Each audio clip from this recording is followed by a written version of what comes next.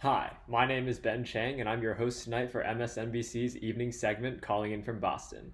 The story today is about Fuyao Glass's new entry into America with Fuyao America in an old GM factory in Ohio. So far, the prospects aren't looking too great as American and Chinese cultures clash. First off, the Chinese and Americans have different kinds of preferred interactions. The Chinese prefer indirect verbal communication, and when they don't do something, they don't always speak up, and if they do, they don't necessarily explain why. Chinese managers were even taught that Americans say things directly and don't hide anything.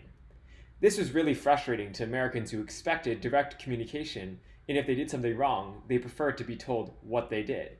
This was extremely evident in this one case when a glass windshield was broken and the American workers were being berated by their Chinese managers without an explanation, causing a conflict. Conflicts at the factory were even worse because there was a lack in general communication due to language barriers. Sometimes the barriers were so great that translators had to be used.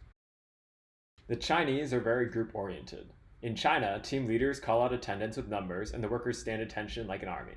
When an American manager tries to implicate this in America, it fails because Americans are individualistic and this practice reduces them to a number. The Chinese believe in relationships and hold yearly New Year parties with everyone from the company. All of the performers are even workers, and during the celebration, they had 6 weddings. This greatly juxtaposes the American celebration, which was very tame and everyone just got their food and did their own thing.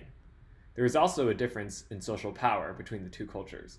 Mr. Chow is used to having power in his way.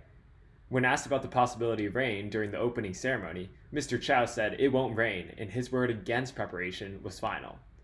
Mr. Chow also didn't like the layout of the building with the smoke alarm and doors. Mr. Chow believes in feng shui, which the Americans didn't understand nor want to implement since they just spent the money placing the door. The Chinese believe that time belongs to the company, and they basically work 996, with 1 to 2 days off a month, while Americans have 8 days off a month and work from 9 to 5. Americans work less hours and believe that their time is their own. There was one instance where Chinese managers didn't allow workers to break for lunch because they needed to reach X amount of glass windshields. This infuriated American workers since they believe lunchtime is their time.